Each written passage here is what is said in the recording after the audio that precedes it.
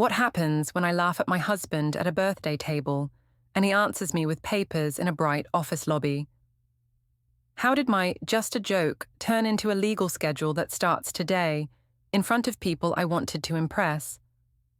I thought I controlled the story until he showed what he kept and everyone went quiet. My name is Eulalie Mercer, and people always think my name means I am soft. I am not soft.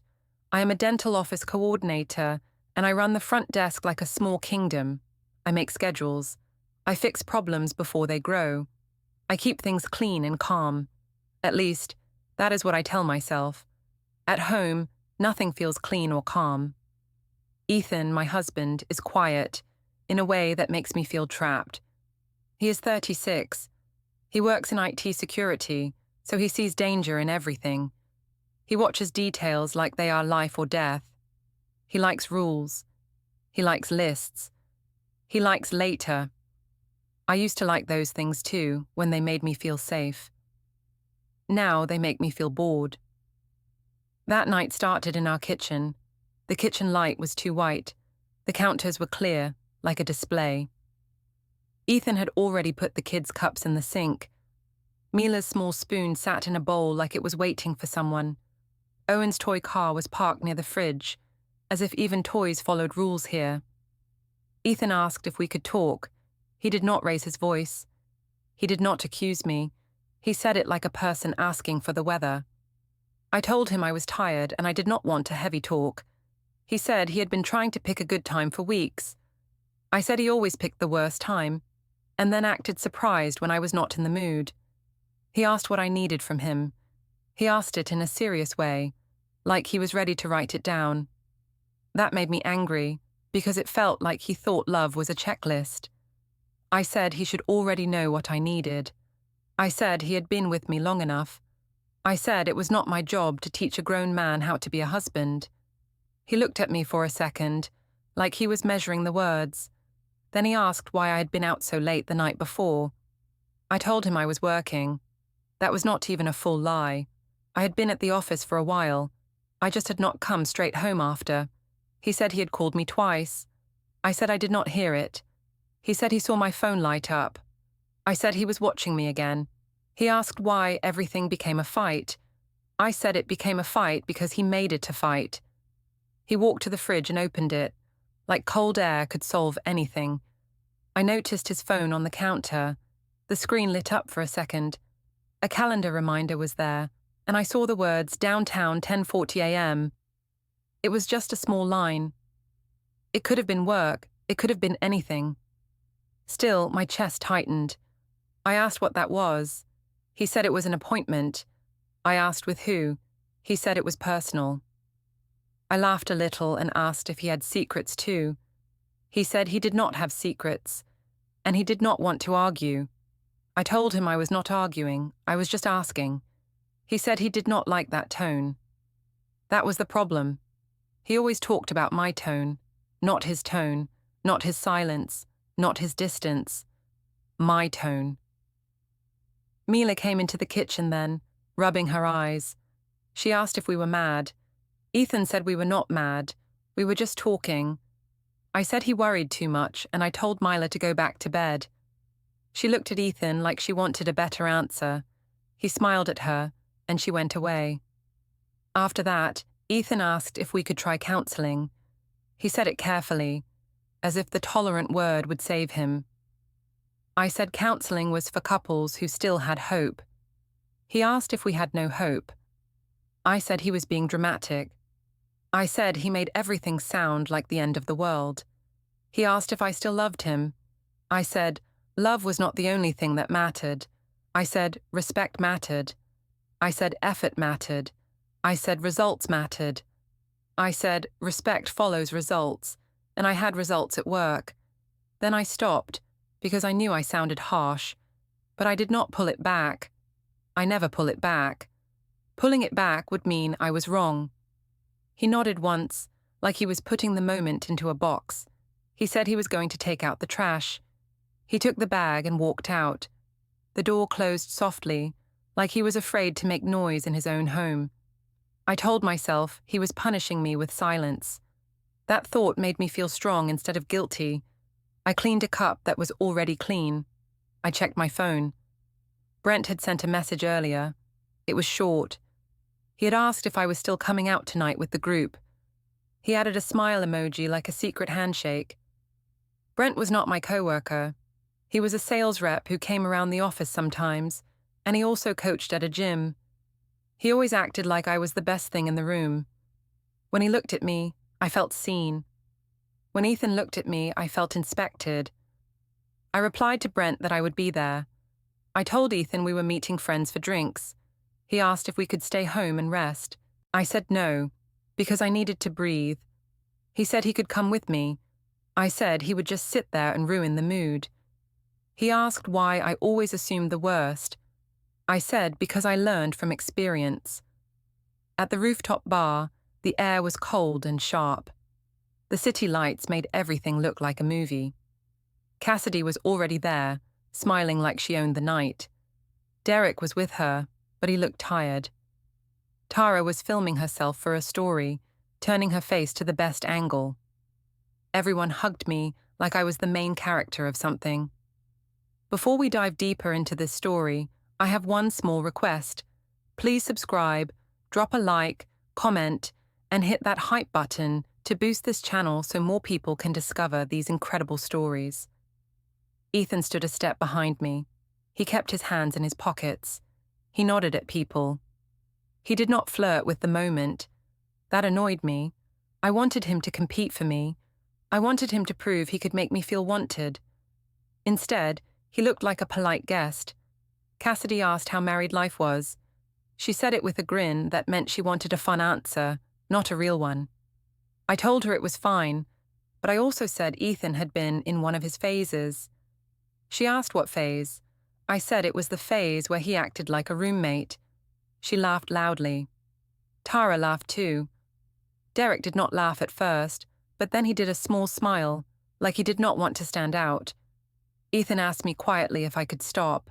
I acted like I did not hear him. Cassidy said she would die if she had to live with a man who forgets how to be a man. I said some men needed instructions. I said some men took pride in being nice but forgot to be present. I said it like I was giving a lesson. Ethan asked me again, this time more direct. He asked why I was doing this in front of them. I said I was joking. I said everyone jokes. I said he was too sensitive. He said it did not feel like a joke to him. I said that was his problem, because truth often hurt. Brent arrived a little later. He greeted everyone like he belonged. He looked at me and asked if I was okay. He said it softly, like he saw the real me. I said I was fine. Ethan watched us. His face stayed calm, but his eyes changed. I told myself he was jealous. I told myself jealousy meant he cared. That thought warmed me. Cassidy lifted her phone and said we should get a quick video. Tara leaned in and said the lighting was perfect. I laughed and leaned closer to Cassidy. Ethan stayed back. Cassidy asked where my husband was, and I pointed at him like he was a prop. Cassidy made a joke about husbands who can't keep up. I laughed again, louder than I needed to. Ethan asked if we could go home. I said we had just arrived. He said he had work early. I said he could go, and I would get a ride. He said he did not want to leave me. I said I did not need him to supervise me. He stared at me for a second, and I almost wanted him to snap. I almost wanted him to be the villain. But he did not. He just nodded like he was marking time again. Then he went to the edge of the rooftop and looked out at the street below. I watched him from across the table. I could feel the gap between us like cold air.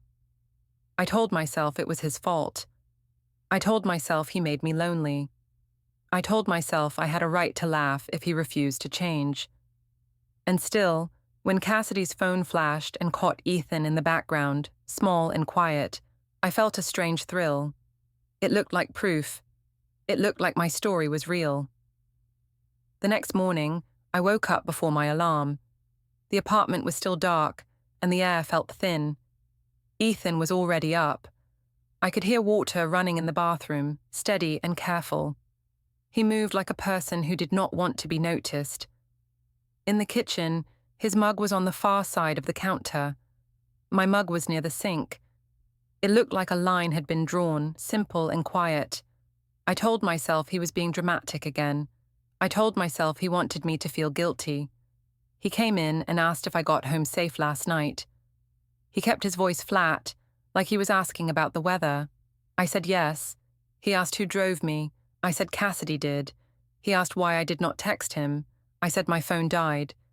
He looked at my phone on the counter, charging at full battery. I said I charged it in the morning, and he did not need to look for problems. He asked if I meant what I said at the bar. I said it was a joke, and he knew it. He asked why the joke was always about him. I said because he could handle it. I said he was strong, but then acted like a victim. He asked what I wanted from him. I said I wanted him to stop acting like he was perfect. Mila walked in with her hair messy and her eyes half closed. She asked if Dad was coming to the school event next week. Ethan said yes, of course. I said it depended on his work, like I was being practical. Ethan looked at me for a second, and I felt him noticing the way I used little words to pull control. That made me annoyed, so I smiled at Mila and said Dad always came, because Dad liked rules. Ethan took the kids to daycare and school. I watched from the window as he buckled Owen into the car seat.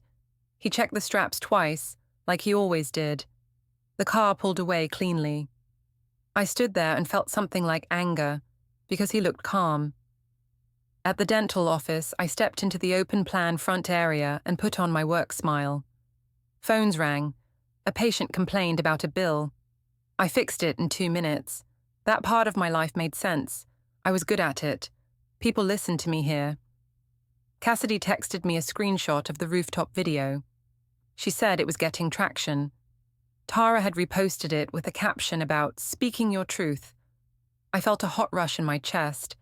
I told myself it was justice. I told myself it was my life, and I could say what I wanted. In the break room, I showed the video to 2 co-workers. I acted casual, like it was nothing. One co-worker laughed and said Ethan looked like a kid who got lost. I laughed too. Another co-worker did a small frown and asked if Ethan knew it was posted. I said yes, and I said he was fine. I said he was just sensitive and needed to grow up. My boss walked in for coffee and asked why I looked tired. I said I had a lot going on at home. She asked if everything was okay. I said marriage was hard, and my husband took everything personally. I said I carried the emotional load.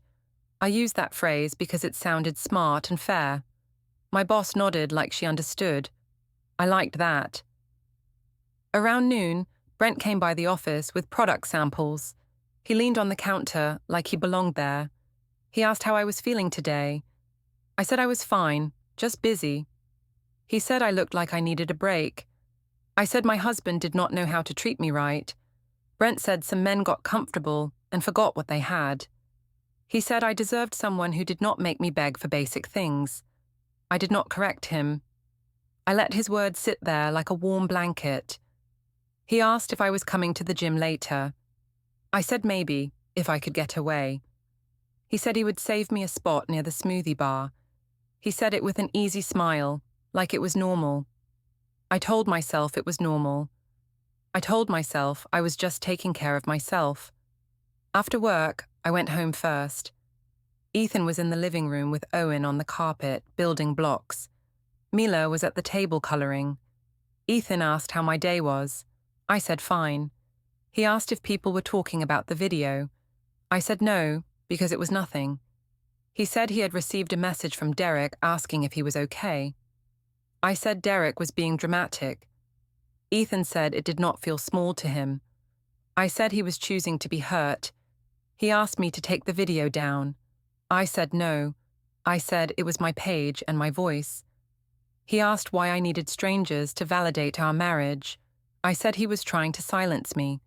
He said he was trying to protect our family. I said he should have thought about that before he made me unhappy. He asked what he had done. I said he knew what he had done, and I refused to spell it out. He looked at the kids and then back at me. He said we should not talk like this in front of them. I said he was the one bringing it up. He said he only asked once, and I turned it into a fight. I said he had a talent for playing innocent. While I made dinner, I saw his phone on the counter again. A reminder flashed for a second. It said, "Meeting, personal," with no details. I told myself he was trying to scare me. I told myself it was a bluff. Then his phone buzzed with a missed call that said, "No caller ID." He did not answer. He just turned the phone face down. Later, I heard a printer sound from the spare room. It was quick, like one page. When I walked past, the door was half closed. I pushed it open. Ethan was standing by a small desk. A blank page sat in the printer tray like a mistake. He looked up and asked what I needed. I said I was looking for tape. He said it was in the kitchen drawer. His voice stayed calm. I noticed a neat stack of folders on the desk. One was labeled Utilities. Another said Bank. I did not touch them, but my skin prickled. Ethan had never been a folder person. That was my thing. I told myself he was copying me. I told myself it was petty. When the kids were in bed, Ethan asked if we could set some rules. He said he wanted peace in the home. He said he wanted the kids to feel safe. I said they were safe. He asked if I could stop talking about private things in public. I said he was trying to control me again. He said control was not what he wanted. He said he wanted respect. I laughed a little and asked if he wanted respect now, after years of failing me. He asked what failing meant. I said he never made me feel wanted. I said he treated me like a chore. I kept it vague, but I said it with confidence, like a verdict. He stared at the floor for a moment. Then, he said he was going out for a walk. He took his keys. I noticed a new key on his ring, silver and clean. I asked what it was for. He said it was for storage. I asked what storage. He said again it was personal. After he left, I texted Brent that I was coming to the gym. I told myself Ethan pushed me there. I told myself I needed to feel alive. I told myself I was not the bad person. I was just a woman who refused to accept less. At the gym, the lobby smelled like rubber mats and citrus cleaner. Brent greeted me like I mattered. He asked if I was okay.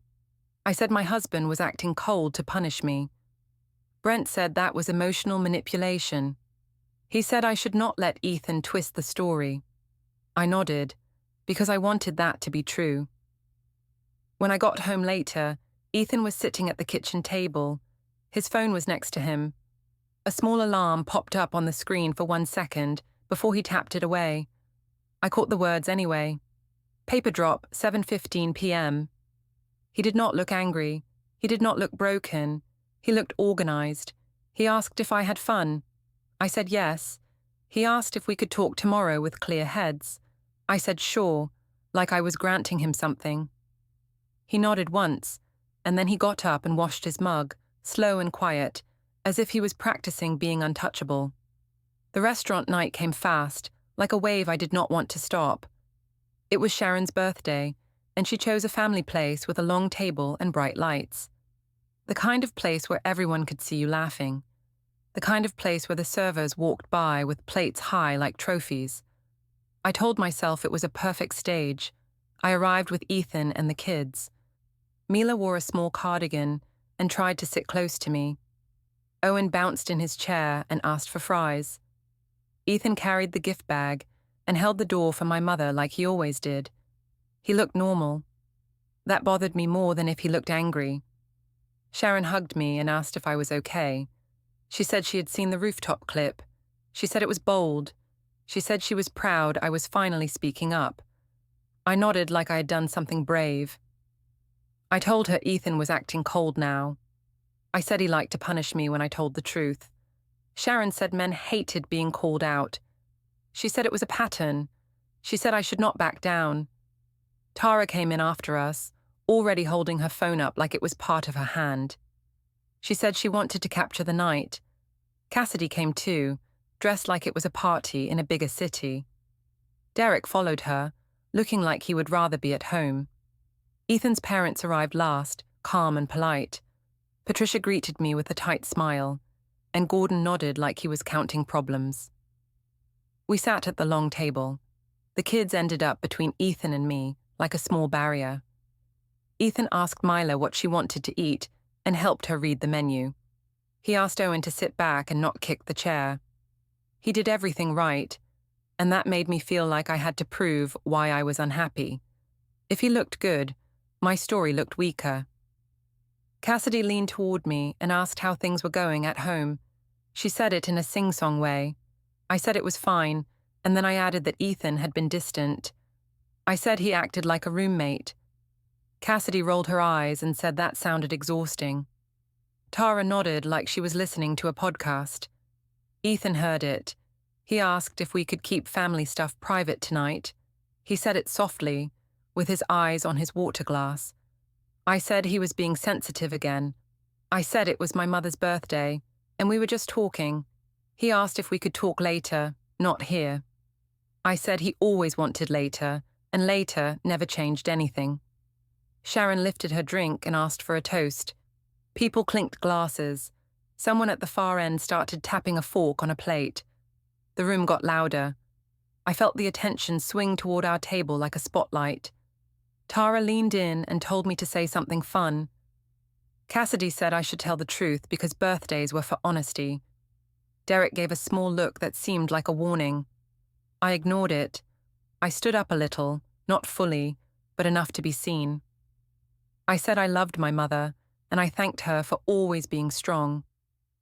Then I looked at Ethan and smiled like it was playful. I said marriage was also about strength. I said some men forgot that women had needs. I said some men were nice but not enough. I said it like a joke, but I watched faces as I spoke, and I liked the way people leaned in. Ethan's jaw tightened for a second. He asked me to stop quietly. He said it was not fair. I said it was just a joke. I said everyone could laugh. I said he should not make it awkward. Cassidy laughed first and said some husbands could not keep up. She said it loudly, like she wanted the next table to hear. Tara lifted her phone and pointed it at the table, pretending she was filming the cake later. I knew she was filming now. I did not stop her. I told myself it was proof that I was the one who suffered. I went further because I felt pushed, but I also felt powerful. I said Ethan could not satisfy me, and not to mention that he acted like I was the problem for wanting a real connection. I kept the words careful. I did not say anything graphic. I kept it in the safe zone of shame and suggestion. That was enough. A few people laughed, but not as loud this time. Someone at the table cleared their throat. Patricia's face changed. She stared at her plate like it was suddenly too bright. Gordon's eyes went flat, like a door closing. Ethan looked at the kids. He asked Mila to focus on her food. He told Owen to use his napkin. He did not raise his voice. He did not slam anything. He was calm in a way that made me feel exposed. He asked me again, very low, to stop talking about this in public. I said he was trying to silence me. I said he loved control. He said control was not what he wanted. He said he wanted respect. I laughed and said respect was earned. I said he had not earned it. Derek asked if we could change the topic. He said it was getting tense. Cassidy told him to relax. She said I was finally telling the truth. Tara said people should stop protecting men's feelings. Sharon nodded and said I should not apologize for my needs. I felt supported, and support can be a drug. The server arrived with food, and the moment paused. Plates landed, silverware scraped. The restaurant noise filled the gap. I looked at Ethan and waited for him to snap. I wanted him to snap. If he snapped, I could point and say, "See." I could be right. He did not snap. He took out his wallet and paid the bill early, calm and smooth. He told the server thank you. Then he told the table he was taking the kids home because it was late. He said it like a plan, not a threat. Sharon asked why he was leaving. Ethan said he did not want the kids to hear adult problems. Tara said he was running away. Cassidy said he was sulking. I said he always did this, and I told them it proved my point. Ethan helped Mila put on her coat. He lifted Owen off the chair and held him close. Mila looked at me and asked if I was coming. I said I would come later. She frowned like she did not like that answer. Ethan asked Mila to say goodnight to Grandma. She did, softly. As Ethan walked away, Patricia stood halfway and looked like she wanted to follow. Gordon touched her arm and kept her seated. Patricia's eyes shined, but she did not cry. She watched her son leave with my children, and I felt a small twist in my stomach. I pushed it down. Tara said I should not chase him. Cassidy said he wanted me to beg. Sharon said I should let him cool off. They spoke like Ethan was a problem that needed the right technique. I nodded because I liked being the main point of the table. Still, when I checked my phone, I saw a new notification. Someone had already tagged me in a short clip. My words were not in the clip, but the laughter was. Ethan was in the background, quiet and small, taking the kids' coats. The angle made him look lonely. I stared at it longer than I wanted to. My fingers hovered over the screen. I told myself it was not my fault. I told myself he forced me into honesty.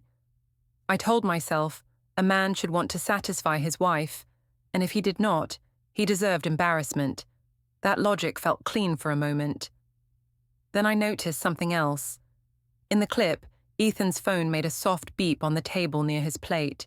He looked at it once and slid it into his pocket, fast and careful. He did not react like a hurt man. He reacted like a man collecting time. School pickup always felt like a small court. Cars lined up. Parents watched each other through glass. Smiles were thin.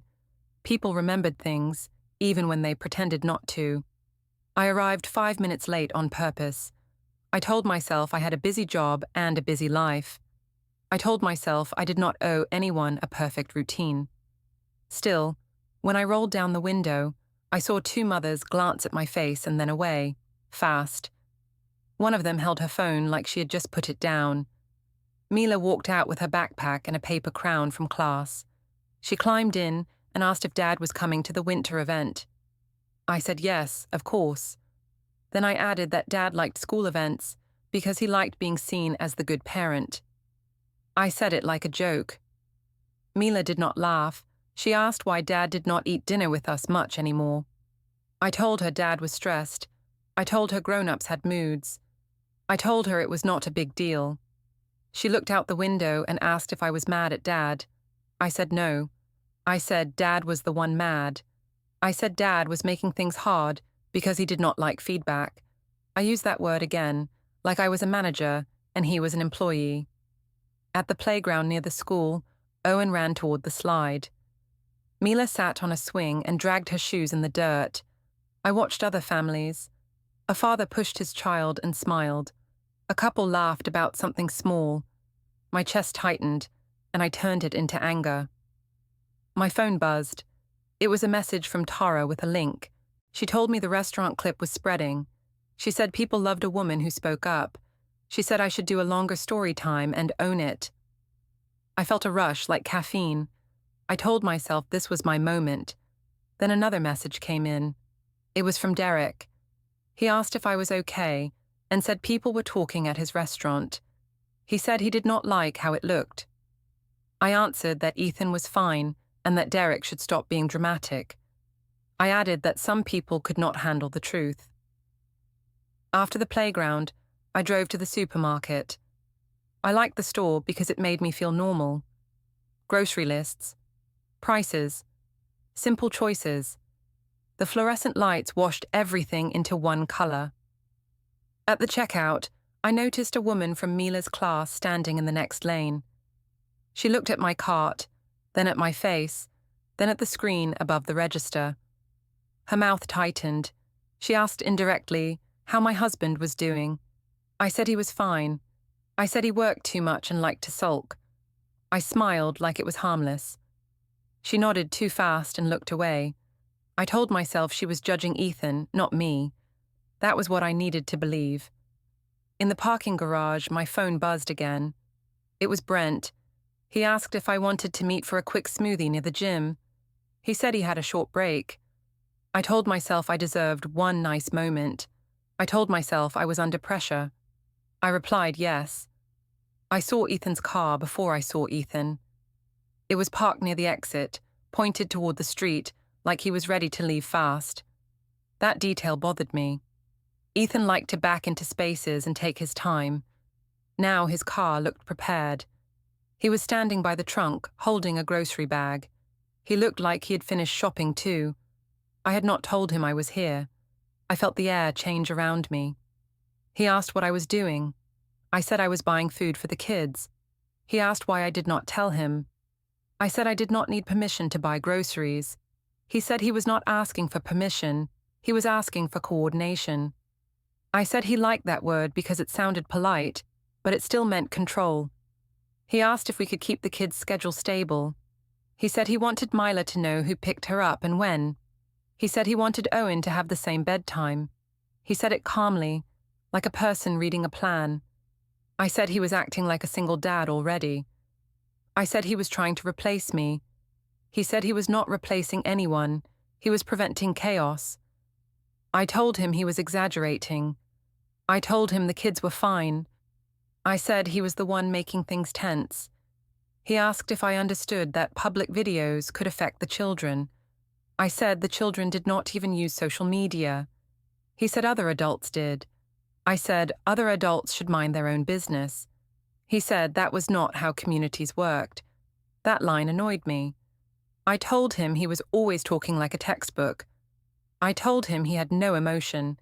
He said he had emotion, but he would not perform it. I heard the word perform, and it hit too close. I told him he was punishing me with silence again. He said he was setting boundaries. I watched him while he spoke. His hands were steady.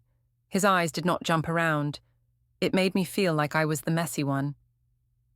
I hated that feeling, so I turned it back on him. I asked if he had been talking to people about me. He said he had not been gossiping. He said he had been documenting what was public. I asked what that meant.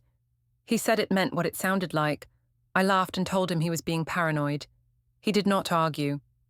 His phone made a soft beep in his pocket, like a reminder. He did not pull it out. He simply nodded once and said he had to go. When I got home, I found the guest bed slightly disturbed again. The blanket was folded with sharp corners, but the pillow had an indentation. I told myself he was trying to make a point. I told myself he wanted me to notice and feel rejected. I told myself I did not care. In the kitchen, 2 mugs were on opposite counters, mine near the sink, his near the window. It felt like a message. That evening, Patricia called. She asked how the kids were doing. Her voice sounded careful, like she was stepping over glass. I said the kids were fine and that Ethan was overreacting. She asked if I had considered how public jokes might land on Mila one day. I said she was being dramatic. Patricia paused, then said she did not want to fight, she just wanted the children protected. I told her she should talk to her son, because he was the one being cold. She said he had not been cold to her, only quiet. Then she ended the call politely. After dinner, I heard a low hum from the spare room, like a small machine. It stopped. A faint toner smell drifted into the hallway. I walked past the door and saw Ethan inside for 1 second. He was closing a drawer, and I heard a small click, like a lock. He looked up and asked what I needed. I said I was looking for scissors. He said they were in the junk drawer. His voice stayed level. Later, when I went to plug in my phone, I saw his laptop open on the table for a moment. A small message sat in the corner of the screen. It said a file had uploaded successfully. I did not see the file name. I did not need to. My stomach turned anyway. I told myself he was doing this to scare me. I told myself he was trying to regain control. I told myself I would not let him. Then Brent texted again and asked if I was okay. I said Ethan was acting cold and strange. Brent said some men got mean when they felt exposed. He said I should protect myself. I let that idea settle in my mind because it helped me feel like the hero. When Ethan came to bed late, he did not touch me. He did not argue. He did not ask where I had been after the supermarket. He simply lay down on his side, facing away, like he was practicing distance. I stared at his back in the dark and told myself I was still right. I told myself he had started this by failing me. But my chest felt tight, because for the first time, he did not look like a man losing control. He looked like a man building something I could not see. By the time the week turned, I felt like I was living with a stranger who knew my house better than I did. Ethan did not yell. He did not beg. He did not chase me around the apartment asking for answers. That should have made things easier. Instead, it made me feel like I was losing my place. I tried to start a fight on a Tuesday evening, right after I got home. I did it in the stairwell landing because the walls there made voices sound louder. I told myself I was not doing it for drama. I told myself I needed honesty. But I knew the truth. I wanted him to react, so I could point and say, "See, this is why." He was walking up the stairs with a small bag in his hand. It looked like office supplies. He stopped when he saw me on the landing. He asked what was wrong. I said he was acting cold on purpose. He said he was staying calm. I said calm was just another word for punishment. He asked what I wanted from him.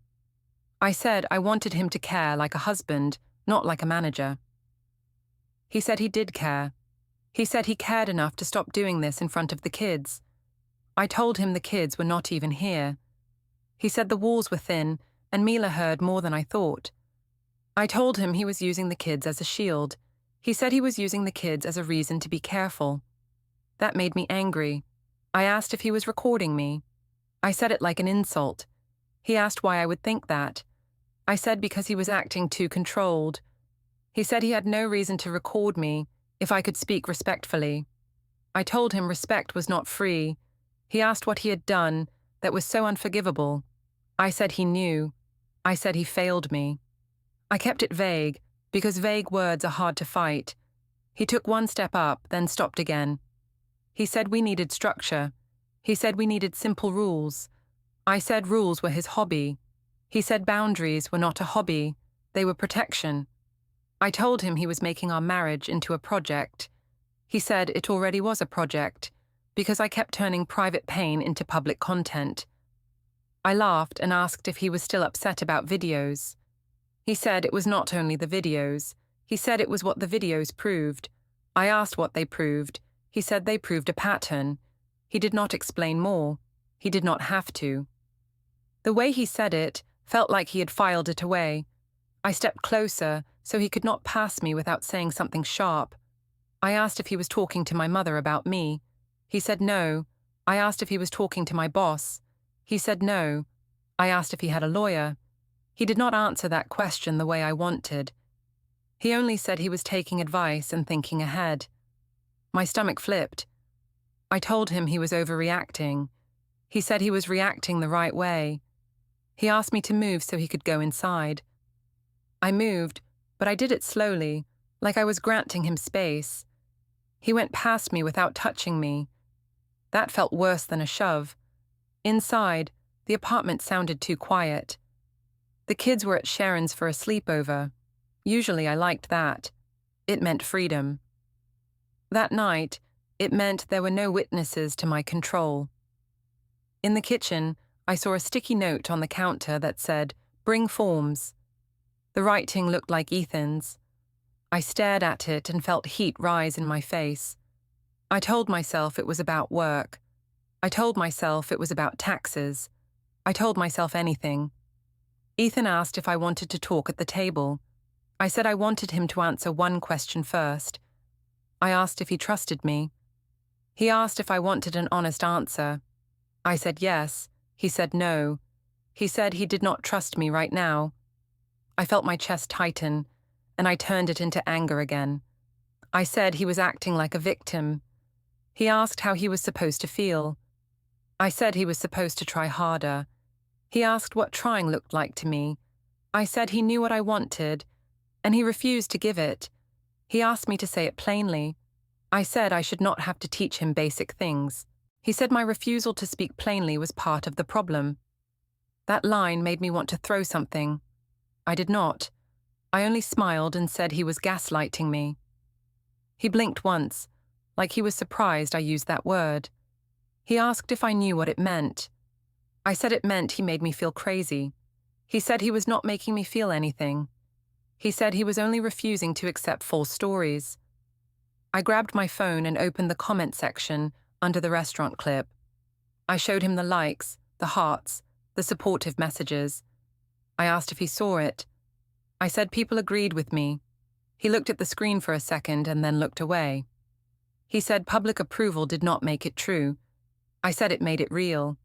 He said it made it loud. I asked why he was suddenly so careful with words. He said he had learned that words mattered. I asked if he was threatening me. He said no. He said he was protecting himself and the kids. I asked if he planned to take the kids from me. He said he planned to keep the kids stable. He said stability was not punishment. That was when fear hit me, quick and sharp. I did not want to show it, so I stood up and said I needed air. I said he was suffocating me with his calm. He said I could go, and he would not stop me. That bothered me too. I wanted him to stop me. I wanted him to fight for me the way movies said men should. I went to the living room and saw his laptop open. It was angled away, but I caught a glimpse of tabs in the corner. One looked like delivery tracking. Another looked like a search for notary near me. I told myself it was nothing. I told myself he was selling something online. Still, my hands felt cold. His phone buzzed on the table. The contact name was not a name. It was an emoji. A small, simple symbol that meant nothing and everything. I asked who that was. He picked up the phone and turned it face down. He said it was personal. He said he would not discuss his private contacts with me anymore. I asked why. He said because every private thing became public with me. I said that was unfair. He said it was accurate. The next day, I tried a different approach. I told him we should meet somewhere neutral and talk like adults. I acted like I was the reasonable one. He agreed. He said we could meet after work. He said he wanted it calm and short. We met at a co-working space cafe corner downtown. People tapped on laptops. A barista called names. The place smelled like coffee and sanitizer. Ethan arrived on time, wearing a plain jacket and a neutral face. He did not look nervous.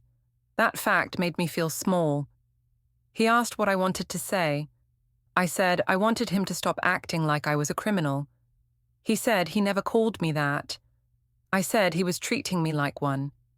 He said he was treating the situation like it had consequences. I said he was being cruel. He said he was being proper. I asked if he was doing all of this to humiliate me back. He said he did not want revenge. He said he wanted accountability. I said that word sounded like punishment with better clothes. He said it sounded like reality. I tried tears then. I told him I felt lonely. I told him I felt unseen. I told him I had needs and he ignored them. I said it all in a soft voice like a confession. He listened. He did not interrupt. Then he asked one question, simple and sharp. He asked if I thought humiliating him in public was acceptable. I said I was joking. I said I was pushed. I said he never listened. He asked if my jokes included getting other people to laugh at him. I said he should not care what people thought. He said he did care, because our children would live in the world those people built. He sat back and said he would not argue about feelings anymore. He said he would not be baited into shouting matches. He said he would keep communication short and clear. He said anything about the kids should be written down. I asked if he was trying to control me with paperwork. He said he was trying to prevent chaos with proof. I stared at him and felt a hot mix of anger and panic. I asked what he planned to do next. He held my eyes and spoke slowly, like he wanted no confusion at all. He said he was going to handle it properly.